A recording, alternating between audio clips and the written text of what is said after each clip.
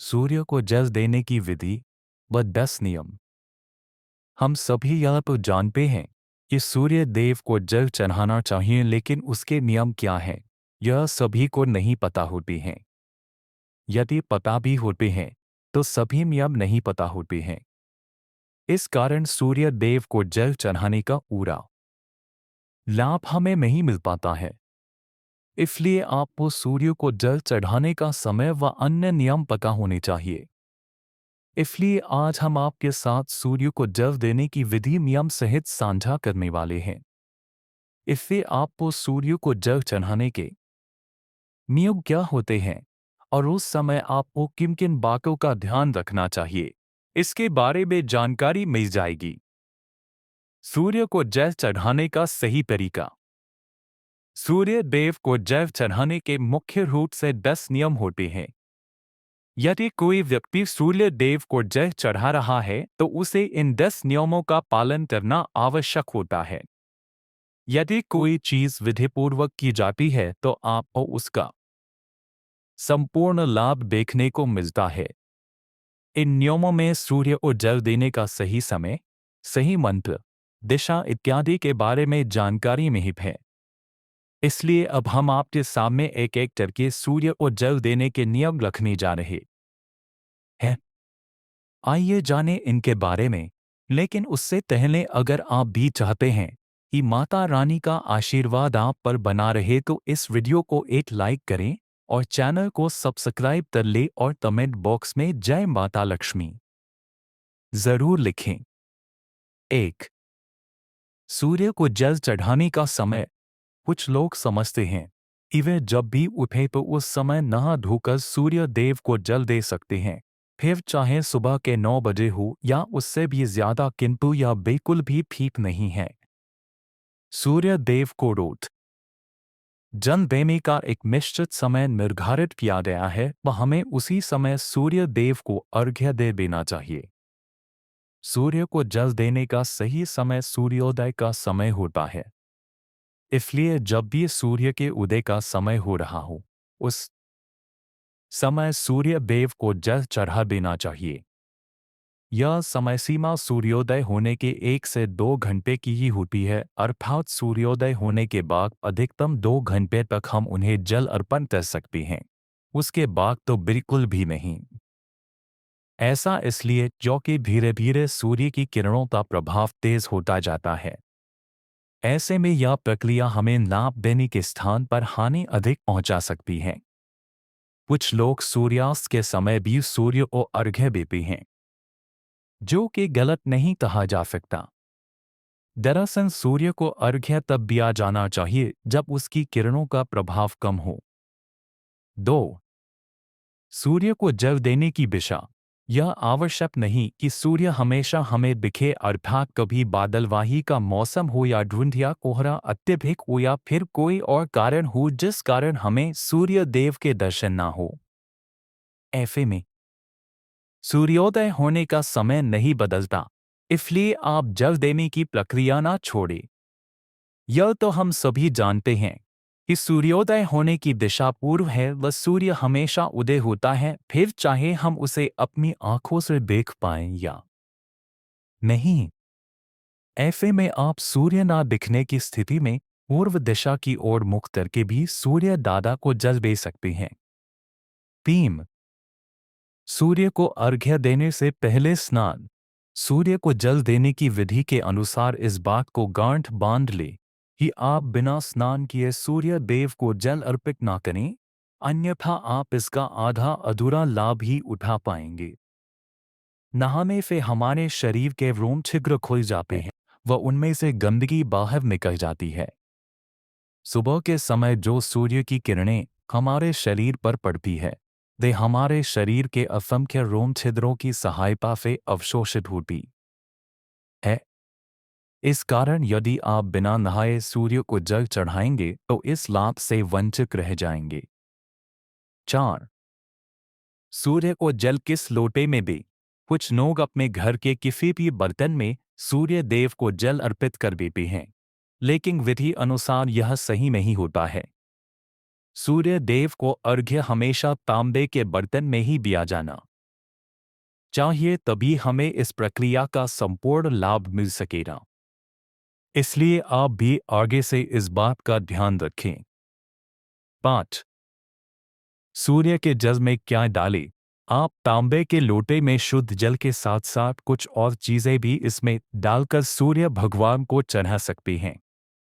इस प्रक्रिया का सर्वाधिक लाभ उठाने के लिए व धार्मिक दृष्टि से भी इस जल में कुमकुम, चावल के कुछ दाने व पुष्प डाल सकते हैं। इससे जल की महत्ता और अधिक बढ़ जाती है। 6. सिर के ऊपर रखे दोनों हाथ। सूर्य को जल देने के नियम के अनुसार इस बात का पूरा ध्यान रखें कि आपके दोनों हाथ सिर के ऊपर व सीधे हो। हाथों की दिशा आगे की ओर झुकी हुई होनी चाहिए। 7. आंखों पर केंद्र बिंदु हो जल की धारा।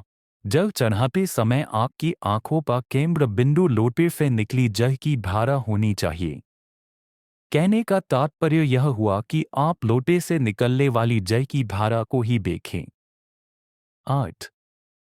सूर्य मंत्र का जाप करें। जब आप सूर्य दादा को जल अर्पित कर रहे हो तो उस समय सूर्य मंत्र का भी जाप करें। इस सूर्य मंत्र में सूर्य भगवान के 12 नामों का जाप किया जाता है। सूर्य को जल चढ़ाने का सही तरीका यही होता है कि आप सूर्य भगवान के सभी 12 नामों का विधिपूर्वक जाप करें। 9. सूर्य का जल पैरों पर ना गिरे। सूर्य देव को जल देते समय इस बात का पूरा ध्यान रखें कि जल आपके पैरों पर ना गिरे। हालांकि जल देते समय कुछ छींटे अवश्य ही पैरों को छू सकते हैं, लेकिन कोशिश करें कि यह भी आपको ना छुए। साथ ही आप जल का सदुपयोग करने के उद्देश्य से नीचे एक गमला या कोई पात्र रख सकते हैं। फिर इस पात्र से यह जल घर के पौधों में दे सकते हैं। 10. सूर्य को जल अर्पित करने के बाद जब आप सूर्य भगवान को जल अर्पित कर दें तो झुककर जल को स्पर्श कर अपने माथे व आंखों पर लगाएं।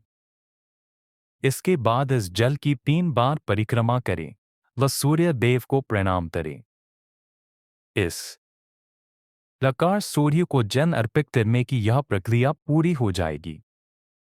इस तरह से आज के इस लेख के माध्यम से आपने सूर्य को जल चढ़ाने का सही तरीका जान लिया है। ऐसे में आगे से आप जब भी सूर्य देव को जल अर्पित करें तो इन नियमों का पालन अवश्य करें। सूर्य देव को अर्घ्य देते समय न करें ये गलतियां। 1. सुबह के समय अगर आप सूर्य देव को जल का अर्घ्य देते हैं तो इस बात का विशेष ख्याल रखें कि अर्घ्य देने का समय लगभग एक ही हो। 2. अगर आपने अर्घ्य देना शुरू किया है तो इस नियम को किसी भी स्थिति में तोड़े नहीं। अगर भूलवश सही समय पर कभी अर्घ्य न दे पाए तो क्षमा याचना करते हुए जल में रोली डालकर सूर्य देव को जल चढ़ाएं। 3. अर्घ्य देने के लिए बासी जल का इस्तेमाल आपको नहीं करना चाहिए। 4. अर्घ्य देते समय आपको सूर्य देव के मंत्र उघनी सूर्याय नमः का 7 बार जप अवश्य करना चाहिए। 5. सूर्य देव को पूर्व दिशा में ही हमेशा जल चढ़ाएं। 6. अगर संभव हो तो जल में कुमकुम और लाल फूल अवश्य गाने। अगर ये चीजें उपलब्ध नहीं हैं तो कम से कम जल में अक्षत यानी चावल अवश्य गाने। 7. अर्घ्य देने के बाद सूर्य देव का ध्यान करते हुए चारों ओर परिक्रमा आपको करनी चाहिए। 8. सूर्य देव को जल का अर्घ्य देने वालों को रविवार के दिन आदित्य हृदय स्तोत्र का पाठ भी करना चाहिए, इससे सूर्य देव प्रसन्न होते हैं। 9. अर्घ्य देने वालों को मांस का सेवन करने से बचना चाहिए। 10. सूर्य मजबूत करने के उपाय। सूर्य को बहुत सारे तरीकों से मजबूत कर सकते हैं, लेकिन अर्घ्य देने से सूर्य हर तरह से अनुकूल हो जाता है। सूर्य को देखते हुए जल चढ़ाने को अर्घ्य देना कहा जाता है। इससे सूर्य के साथ साथ सभी 9 ग्रह मजबूत हो जाते हैं। मात्र सूर्य को अर्घ्य देने से जीवन की लगभग हर समस्या का समाधान किया जा सकता है। सूर्य को अर्घ्य देने की विधि और नियम। आप अर्घ्य नदी में खड़े होकर या घर से दे सकते हैं। उगते हुए सूर्य को अर्घ्य देना सर्वोत्तम होता है। इसके अलावा नवोदय रहने तक सूर्य को अर्घ्य दिया जा सकता है। जंग देने के पूर्व व्यक्ति का स्नान कर लेना जरूरी है। अर्घ्य देते समय अगर सफेद वस्त्र धारण किए जाएं तो सर्वोत्तम परिणाम मिलेंगे।